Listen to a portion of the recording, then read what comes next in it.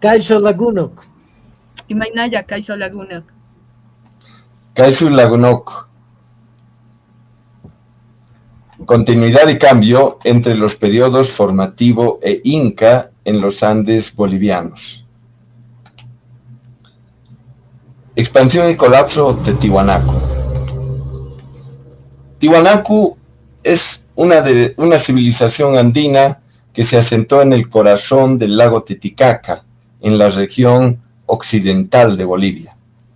¿Qué fue Tiwanaku en realidad? Fue una de las primeras y más influyentes civilizaciones estatales de América del Sur.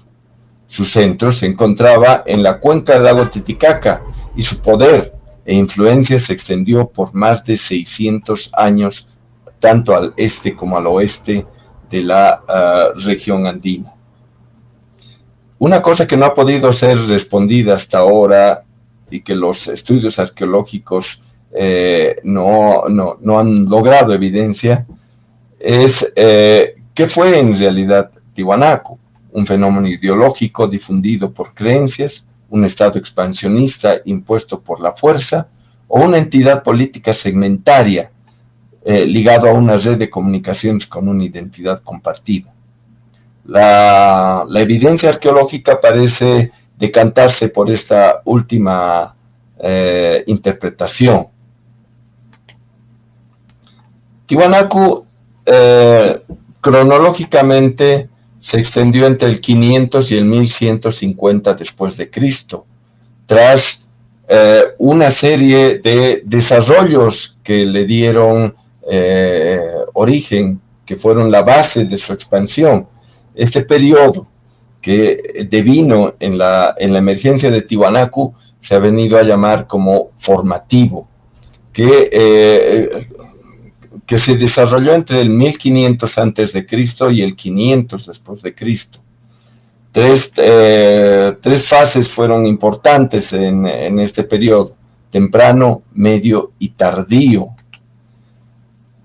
Durante el periodo formativo temprano, que data entre el 1500 al 800 a.C., la transición fue un periodo de transición de los primeros cazadores y recolectores a una práctica mucho más sedentaria, ¿no? Surgieron las primeras aldeas pequeñas y dispersas ligadas a la agricultura, a la producción cerámica y como aspectos marginales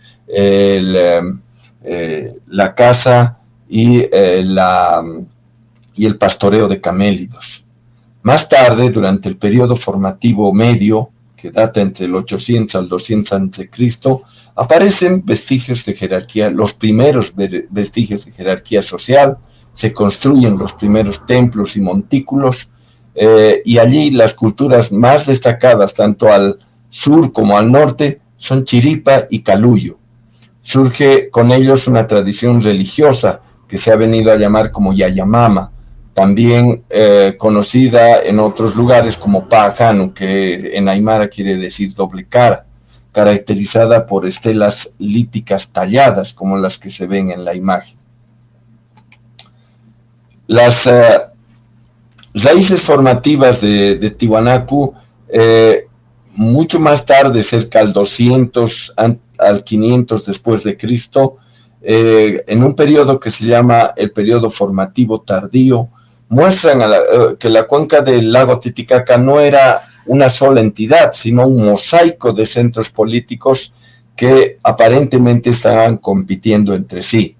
En el norte se encuentra un sitio importante que ha dado nombre a esa cultura, que es el centro de Pucara, un centro monumental, en cuyo entorno se configuran una importante red de intercambio. Al sur surgieron otros centros importantes, como Concohuancane, Tiwanaku y Lucumanta, que marcaban influencia sobre poblaciones con actividades diferenciadas. Los patios hundidos, que era característico de la fase o del periodo anterior, se mantuvieron como un elemento central de la arquitectura. mostrando la importancia ceremonial, económica y política en la vida comunal de cada uno de estos asentamientos. Se han contado hasta la fecha más de 300 lugares con estos recintos públicos que son templetes semisubterráneos, donde se practicaba no solamente ritos religiosos, sino también prácticas económicas, fiesta, etcétera, ¿no? Todo lo que estaba ligado al calendario agrícola o productivo de cada comunidad.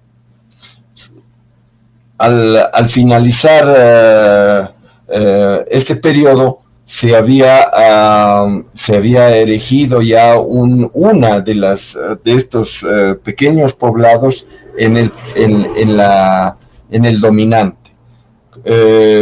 Tiwanaku era ese sitio, ¿no? Ubicado al sur del lago Titicaca, y adquiere niveles semejantes posteriormente a un estado, cerca al 500 después de Cristo. Tiwanaku pasó de ser un centro político ritual local, pequeño, a un vasto centro ceremonial y urbano, con una influencia panregional. Este cambio fue abrupto y dio lugar a nuevas formas de interacción social y ritual. Las construcciones monumentales fueron características de Tiwanaku y marcaron el inicio de una nueva era de influencia, poder y un particular estilo de organización centralizada. Aquí pueden ver en la parte baja una fotografía de lo que es Tiwanaku, una reconstrucción que se hizo en los años 70 por Carlos Ponce Sanginés y su equipo. Y a la derecha ustedes pueden ver una vista de dron, ¿no? Una imagen de dron mostrando en rojo, por ejemplo, la pirámide de Acapana, y mucho más abajo la pirámide de Pumapunku, características importantes como los monumentos más grandes que se han elegido en este centro cívico religioso. La ciudad monumental es lo que ha caracterizado y ha maravillado a quienes lo han visitado. La urbe de Tiwanaku es muestra de poder y simbolismo. Grandes construcciones se construyeron allí, complejos masivos como la pirámide de Acapana y el imponente Pumapunku, una pirámide que nunca llegó a terminar de concluirse. Los materiales que eligieron fueron la arenisca en una primera fase y la andesita en una posterior, y fueron rocas con mucho poder simbólico, traídas no desde cerros muy cercanos incluso de cerros mucho más lejanos, más allá del lago Titicaca. Era importante obtener estas piedras de los cerros tutelares principalmente. El cerro Capia, por ejemplo, fue uno de los cerros de cuya cantera se obtuvieron gran cantidad de las piedras que posteriormente formaron parte de los templos que se construyeron en Tiwanaku. Se erigieron inicialmente patios hundidos al final del formativo tardío, que luego evolucionaron para convertirse en el corazón de las plataformas ceremoniales erigidas en este complejo monumental. El más sagrado de los sagrados que se ha construido en la cuenca del lago en la región de la cuenca del lago Titicaca. Tiwanaku fue una ciudad cosmopolita que se expandió con barrios residenciales, calles y canales, albergando a diversos grupos de toda la región que llegaban para ofrendar abajo y llevarse artefactos cargados de poder. Estos artefactos, generalmente cerámicos o líticos, eran apreciados en toda la región y tenían un poder muy importante por su carácter sagrado. Tiwanaku no solamente fue un centro que se expandió a través de la ideología o la religión, también la economía fue parte importante, ¿no? de su estrategia de expansión, más allá, principalmente más allá del centro. La economía estaba diversificada y se basaba en tecnología productiva. Desarrollaron mucha tecnología que fue exportada a diferentes lugares. Agricultura intensiva de campos elevados, por ejemplo, el pastoreo de llamas y alpacas, la producción de maíz en los valles cálidos para rituales e intercambio. Se generaron una serie de tecnologías agrícolas como las cotañas, los campos elevados y las terrazas, las cotañas eran reservorios artificiales de agua que al sur del lago llegaron a extenderse por cientos de kilómetros cuadrados, donde se construyeron más de 11.000 de estos reservorios de agua. El rol de las fiestas también fue importante. La celebración y el consumo ritual de alimentos y bebidas se volvieron elementos clave para integrar a la sociedad andina. Todos estos grupos que se daban cita en el centro ceremonial trabajaban y realizaban ofrendas. El uso la invención de un vaso ceremonial, como fue el keru, y el keru es el que ustedes pueden ver aquí en la parte inferior, ¿no? El keru era un vaso ceremonial por excelencia, y en este estaba destinado al uso para el consumo de la chicha, una bebida ritual por excelencia, hecha a partir de maíz fermentado. El vaso ceremonial o keru fue fundamental en los rituales y aparece tanto en la cerámica como en la lítica, ¿no? Los monolitos monolitos que se conocen de Tiwanaku, que es grandes obras monumentales de escultura lítica, tienen siempre en uno de sus manos un keru. La ideología Tiwanaku se basó principalmente en prácticas de complementariedad, diversidad y reciprocidad, lo que les permitió integrar distintos grupos culturales y administrar recursos y trabajo de poblaciones que llegaban tanto de la costa como del valle, como de las zonas bajas, como de otras zonas altiplánicas al sur. La expansión de Tiwanaku parece haber sido espontánea, sin planificación expresa en su inicio. No fue una conquista militar. Las colonias que se ubicaron en otros lugares se establecieron en lugares clave, como las colonias de Moquegua en el Perú y el valle de Cochabamba, dedicados a la producción de maíz. Hubo una influencia indirecta también en lugares como San Pedro de Atacama, al sur, y su influencia llegó a través del intercambio y el tráfico que promovieron la adopción de objetos de estilo Tiwanaku. Hubieron otros que eran centros satélites como Lucurmanta, que se convirtió en un centro de gran importancia, mientras que Conco Huancane, que es otra ocupación importante al sur, declinó y fue absorbido dentro del sistema Tiwanaku.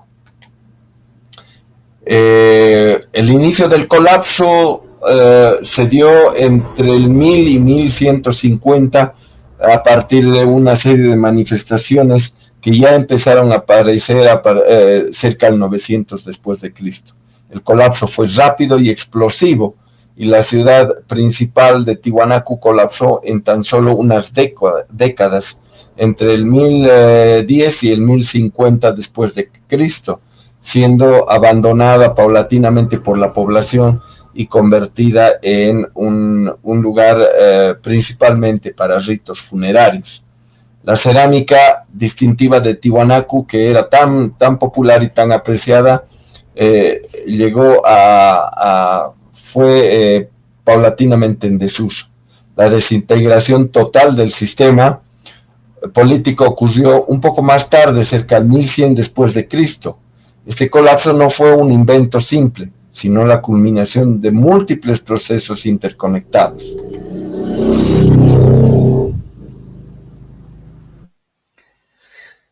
Y ahora tenemos que empezar a desarrollar qué es lo que estaba sucediendo en Tiahuanacu hacia el año 1025. La evidencia arqueológica, paleoclimática y los múltiples fechados radiocarbónicos que pertenecen a contextos Tiahuanacu que podríamos denominar terminales han permitido que los especialistas elaboren algunos modelos para explicar el colapso de Tiahuanacu.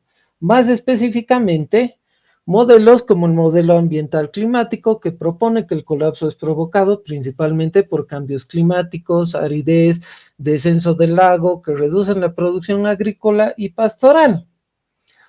Otros como el modelo socioeconómico redistributivo que habla de una crisis en la red de producción y redistribución de colonias y enclaves que provoca un fallo en el sistema de control y suministro. Esto es importante porque se habla del abandono de enclaves coloniales o diásporas de las que se observan en todo el territorio que llegó a ocupar Tiahuanacu, cambios en las redes de intercambio, heterogeneidad en materia de productos cerámicos y objetos cerámicos y arquitectura, y una disminución aparentemente relevante de lo que sería el control central a nivel estatal. Otro modelo importante es el modelo relacionado a la política y la ideología o el cambio en materia ritual. Este trata sobre la pérdida de legitimidad política por fractura del aparato ritual y simbólico, lo cual como producto se refleja en una crisis en la ideología estatal. Hay un declive en la monumentalidad ritual, un abandono parcial de recintos ceremoniales y una proliferación de incluso más estilos, principalmente cerámicos, de características locales, ya alejados de la influencia del centro estatal. Y otro de los modelos también llamativos es el modelo relacionado al conflicto y la violencia, que en su idea central desarrolla que habría existido una presión interna o externa relacionada a guerras, revueltas, incursiones, que desarticularía el Estado. Este se sustenta en evidencias directas de violencia limitadas, algunos indicios de destrucción o abandono rápido en ciertos contextos, y tensiones internas en las que el crecimiento del poder de la élite podría haber generado facciones y conflictos sociales. Cada uno de estos modelos tiene autores que los sustentan y que los desarrollan a mayor profundidad y que vale la pena revisar porque son los que hasta el momento han llevado la discusión al punto en el que podemos hoy por hoy empezar a definir las directrices o perfilar lo que habría sido una imagen de Tiahuanacu hacia el final del tiempo en el que él dominó el espectro cultural. Sin embargo, en la actualidad, gracias a la utilización de herramientas como los sistemas de información geográfica y la capacidad que tienen para modelar situaciones con distintas entradas de datos, es que contamos con una gran cantidad de información actualizada que nos ayuda a precisar en algo más el cuadro general de Tiahuanacu hacia el final de este periodo. Entre ellas tenemos los datos paleoclimáticos que se obtienen a partir de la lectura de testigos y núcleos obtenidos en el Nevado Quelcaya o en el Nevado Sajama, que han sido complementados con resultados de muestras palinológicas y varios otros de la misión Orston francesa, que exhiben dos ciclos áridos, como se puede ver en la tabla de la izquierda, entre el 540 al 610 y entre el 650 al 730 después de Cristo, y dos ciclos lluviosos entre el 610 y 650 y entre el 760 y 1040, que estarían enmarcados dentro de lo que comprendemos como el periodo de dominación Tiahuanaco. Estos datos se ven extensamente apoyados por mediciones de variaciones ajustadas de los ciclos de crecimiento y disminución de los niveles de aguas del lago Titicaca, que como ya se desarrolló fue el principal cuerpo de agua en la región andina, y que nos generan reconstrucciones paleoclimáticas que nacen de datos paleoambientales y paleohidrológicos, reflejando que hacia el año 1025 después de Cristo, que estaría en el rango temporal de entre el 400 y 1150, lo que tenemos es un incremento en el nivel de las aguas del lago, que se refleja en un aumento o un crecimiento más bien de más de 0.024 metros al año. Eso permite que lleguemos a un pico máximo de crecimiento de las aguas del lago, que sin embargo alrededor del año 1150, como podemos observar hacia el final del periodo, que se relaciona con esta tabla que nos muestra periodos húmedos, incrementos de agua y una variación de más de 18 metros con relación al nivel anterior, para empezar un declive posterior hacia el 1150, que es todo el rango marcado. Podemos perfilar que ya inicia un proceso dramático de descenso de las aguas del lago, acompañado lógicamente de un proceso de aridez severa que lleva los niveles del agua desde el máximo al mínimo histórico registrado en alrededor de 300 años, lo cual constituye un lapso corto si lo comparamos con los más de 700 que le tomó el proceso inverso, yendo del mínimo al máximo nivel, y que ocupa casi todo el periodo de dominación tiahuanaco.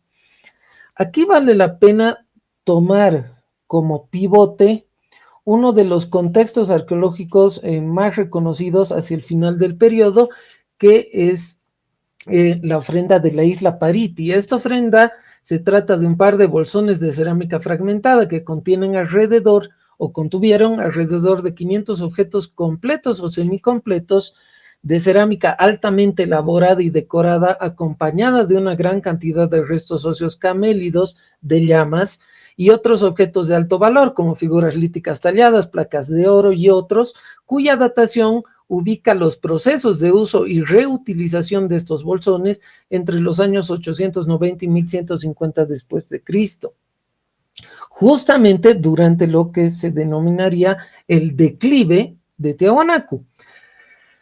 A partir del uso de una serie de datos que se proveen en el 5 Millennium Canon of Solar Eclipses, se puede definir que durante el lapso temporal en el que se sucedían los capítulos de ofrenda en esta isla, hubo al menos 3 eclipses solares, uno total en el año 1992 y 2 anulares en el 1065 y 1093, que fueron experimentados por los pobladores de Tiahuanaco y Pariti.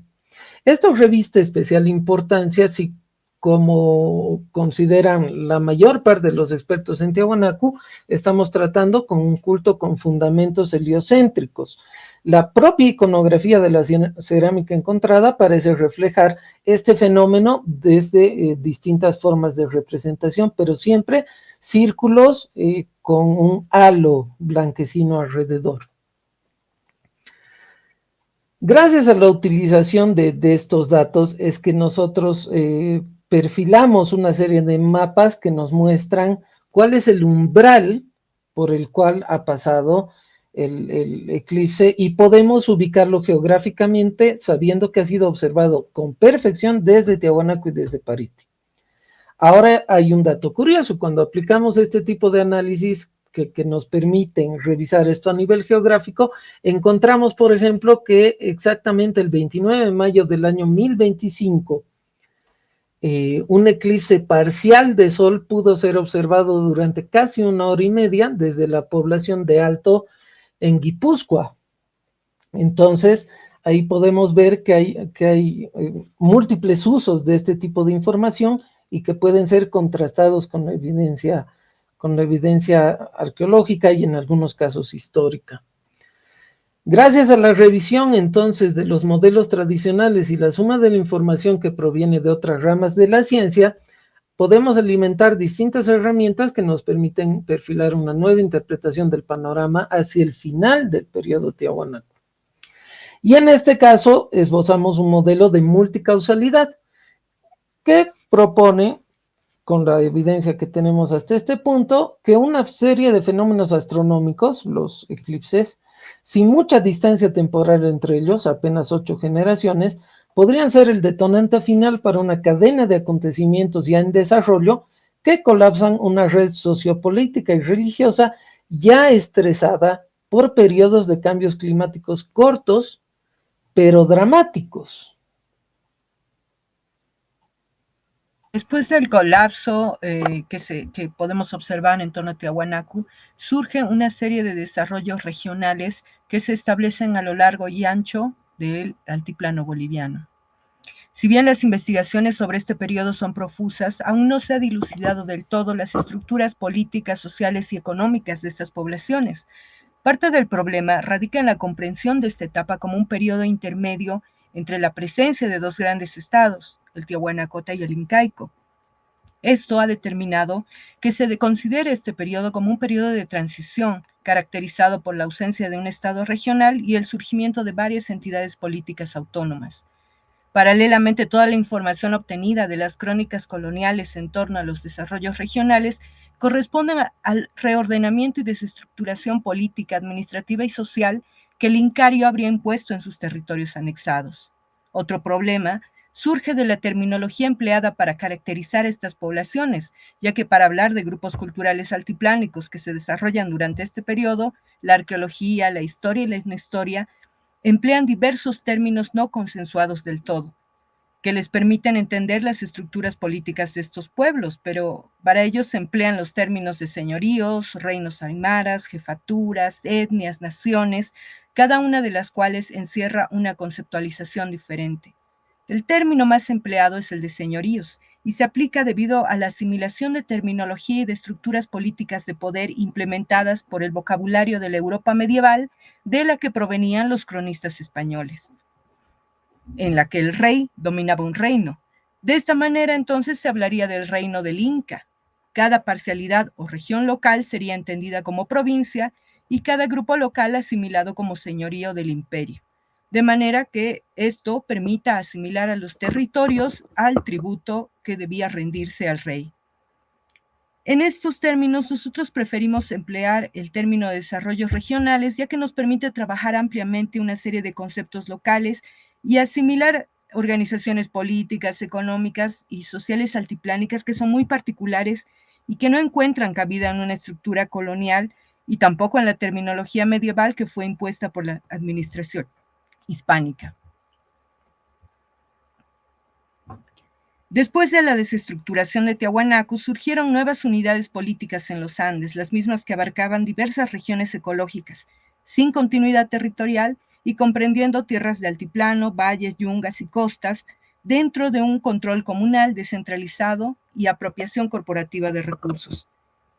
Estos desarrollos regionales se encontraban intrínsecamente asociados a las cuencas endorreicas del lago Titicaca, del lago Popó y del Salar de Coipasa, considerando la cuenca del lago Titicaca y del lago Popó como un centro simbólico taipi, a partir del cual se divide el espacio en dos: Urcosuyo, que es un sector alto de puna seca, asociado a las áreas de cría de camélidos, y Omasuyo, que es el sector húmedo cerca de las riberas del lago y que está asociado a las áreas agrícolas. A partir de este eje imaginario, se distribuye una amplia diversidad de grupos culturales, entre los que están los canchis, canas, collas, lupacas, pacajes, carangas, etc. Un amplio abanico de grupos culturales que se establecieron en el área en torno a este eje acuático que cruza el altiplano de norte a sur. Muchos de estos grupos conformaban su propio idioma, pero en el siglo XVI aún se hablaban uruquilla, puquina, lipe, kunza, atacama, entre otros idiomas. Todos estos idiomas fueron perdiendo en favor del aymara, que se propagó rápidamente gracias al tráfico caravanero, que no solo intercambiaba bienes materiales, también culturales. En conjunto, todas estas etnias eran etnias agropastoriles, cuya economía se centraba principalmente en la cría de camélidos, así como en la producción agrícola de tubérculos y granos. En algunos lugares también se dedicaron a la explotación aurífera, como en el caso del Valle de la Paz, conocido como Cementera de Oro durante la época colonial. La alta movilidad de estos grupos los hacía poseedores de un vasto territorio discontinuo, ya que accedían a tierras en otros pisos ecológicos donde mantenían territorios y relaciones de intercambio con el objetivo de aprovisionarse de recursos inexistentes en sus territorios de origen. Intensificaron así la explotación de áreas de bofedal, ampliando caminos secundarios, senderos tromperos, corrales, y realizaron canalizaciones y terraplenes para mantener, ampliar y mejorar la calidad de los pastizales. La presencia de estas extensas áreas de bofedal en el territorio altiplánico y los valles secos próximos posibilitaron también que la economía de estas poblaciones se centrara en la cría de camélidos y el movimiento de caravanas llameras. La posesión de grandes cantidades de ganado viabilizaba el desarrollo de textiles y su intercambio por otros productos, así como el empleo en el transporte de bienes. Era tan importante el manejo y propiedad de ganado camélido que el tributo que se le otorgaba al Inca era que guardase el ganado del sol, del trueno y de las huacas, cuidando el ganado en sus propias tierras y entregando pastores como mitayos.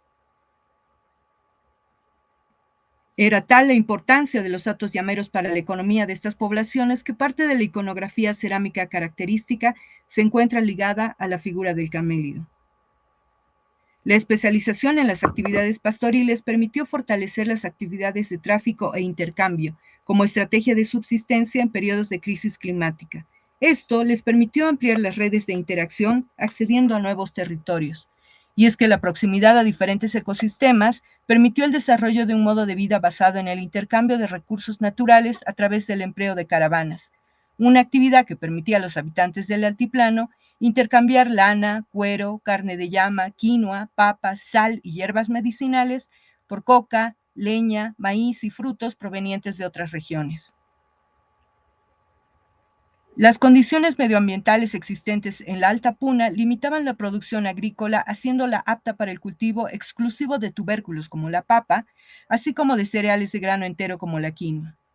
La quinoa es originaria del área circunlacustre en los actuales territorios de Bolivia y Perú y fue domesticada hace más o menos 5.000 años en los Andes. Varios hallazgos arqueológicos en Perú, Bolivia, Argentina y Chile lo atestiguan. Sin embargo, la quinoa real es originaria exclusivamente del área del salar e intersalar bolivianos. Diversas investigaciones desarrolladas en la región indican que la agricultura de la quinoa fue una de las principales actividades productivas durante la época prehispánica, especialmente en el periodo de desarrollos regionales y también el periodo inca. La importancia de la quinoa para los pueblos prehispánicos no solo se restringía al ámbito de la subsistencia, también jugaba un papel fundamental en la esfera ritual y simbólica, siendo empleada como ofrenda para ritos propiciatorios de fertilidad que se mantienen hasta la actualidad. Las fuentes etnohistóricas, por su parte, dan cuenta del importante rol del cultivo de la quinoa en el desarrollo de las prácticas de intercambio interregional, ya que les permitía el acceso a diversos productos que no se cultivaban en el altiplano intersalar. Trabajos arqueológicos desarrollados en Potosí permitieron identificar la presencia de un ecotipo local de quinoa, el Chenopodium quinea wild, datado en el periodo de desarrollos regionales. El mismo se sigue empleando en la actualidad y se caracteriza por presentar un grano de mayor tamaño, muy diferente al que se encuentra en las áreas circunlacustres. En la literatura arqueológica se considera a las torres funerarias o chulpares como demarcadores étnicos y territoriales. Sin embargo, también son considerados como lugares de memoria de los ancestros de la comunidad o del grupo de parentesco y linaje. Se trata de estructuras funerarias rectangulares y cuadrangulares construidas generalmente en adobe o en adobe y piedra, las mismas que contenían los restos momificados y enfardados de los ancestros. En fechas rituales, estos fardos eran sacados a participar de las ceremonias. Por otro lado, en el altiplano sur se registran entierros en cuevas y también en torres funerarias que fueron emplazadas en roca. Estas pertenecen al periodo incárico y representan las alianzas establecidas con las jefaturas locales, pasando también a suplantar la memoria étnica de los grupos locales, que está fuertemente enraizada al culto de los ancestros. Si bien se les atribuye diversos roles, el consenso de investigadores coincide en la multifuncionalidad de estructuras funerarias, considerándolas símbolos de memoria y prestigio de linaje, lugares de culto, demarcadores territoriales o también de recursos y estructuras asociadas al paisaje ancestral o a los paisajes sagrados. Otra estructura característica de este periodo está constituida por las pucaras o fortalezas. Debido a la alta movilidad de las poblaciones, la naturaleza descentralizada de los territorios y a la manutención de tierras discontinuas en diversos econichos, los límites de estos territorios se habían encontrado en constante negociación y conflicto, lo que determinó el emplazamiento de infraestructura defensiva en aldeas fortificadas de altura, establecidas en la cima de cerros y colinas. Se caracterizan por presentar amurallamientos concéntricos, los cuales resguardan estructuras circulares y rectangulares, dispuestas en ocasiones de manera laberíntica. También se observa la presencia de depósitos de almacenamiento, pequeños patios y áreas de observación. En algunos casos se observa una multifuncionalidad de estas estructuras, al encontrarse asociadas a estructuras ceremoniales, funerarias y a pequeñas plataformas agrícolas. Según algunos autores, el establecimiento de estas fortalezas estaría ligado al acceso a recursos, como áreas agrícolas o zonas de acuíferos, frente a la emergencia del cambio climático que arrasó el territorio y que estableció un largo periodo de sequía en la región. Paralelamente, se considera la presencia de conflictos interétnicos por el acceso, control y manejo de grandes áreas de pastoreo, las cuales permitían efectivizar el uso rotativo de pastizales a la par que se incrementaba la manada de camélidos, lo que constituye una condición importante para el tránsito de larga distancia. Autores como Cruz o Villanueva indican que muchas de estas estructuras son de carácter ritual y que se encuentran asociadas a los lugares sagrados y a los paisajes ritualizados, siendo empleadas para realizar rituales a las huacas o cerros tutelares. La presencia inca en la región fue breve, pero contundente, llegando a desestructurar las organizaciones políticas, económicas, sociales y rituales de las poblaciones locales. Para ello se valieron del establecimiento de alianzas con las jefaturas locales, generalmente a través de matrimonios o el reconocimiento de autoridades locales, también a través de la guerra con unos grupos específicos que se rebelaban a la invasión inca, como los grupos pacajes, y al desplazamiento de poblaciones hacia otros territorios, como el objetivo de evitar rebeliones. Estas injerencias sobre las estructuras locales derivarían en la transformación territorial y la modificación del componente poblacional de muchas regiones. Su presencia se encuentra ligada a la ampliación de la frontera agrícola, la intensificación de las actividades de pastoreo, la explotación minera, la ampliación de infraestructura vial y la maximización de redes de tráfico e intercambio a lo largo de todo el subcontinente. A modo de conclusiones, podemos derivar en que el colapso del estado Tiahuanacu no fue un simple final, sino una revolución cultural. A pesar de la fragmentación, el colapso dio lugar a una gama completamente nueva de prácticas, ideales y organizaciones sociales. La historia de Tiahuanacu demuestra la capacidad humana para adaptarse y transformarse y recrear el orden social y cultural ante circunstancias cambiantes. Los desarrollos regionales que surgen posteriormente lo hacen de manera paulatina, luego del colapso de Tiahuanacu, estableciéndose como entidades autónomas territoriales. Frente a condiciones climáticas adversas, que sumen a la sequía en gran parte del altiplano, logran prosperar mediante el establecimiento de territorios discontinuos que les permiten el acceso a otros nichos ambientales y a diversos recursos. La cría y domesticación de camélidos adquieren un rol capital en la economía de estos grupos, quienes intensificarían la explotación de turberas, áreas de bofedal, pastizales, desarrollando una serie de infraestructura asociada al pastoreo de puna alta y al tráfico caravanero. De esta manera se intensificarían las redes de intercambio interregional. El culto a los ancestros y al paisaje ritual fueron empleados para cohesionar una identidad grupal étnica y legitimar el poder local, social y territorialmente. La conquista incaica modificó finalmente toda estructura social y política, incorporando a estos grupos al Estado a través de alianzas y el desplazamiento de grupos poblacionales conflictivos. Miesker. Miesker. Muchas gracias, Miesker.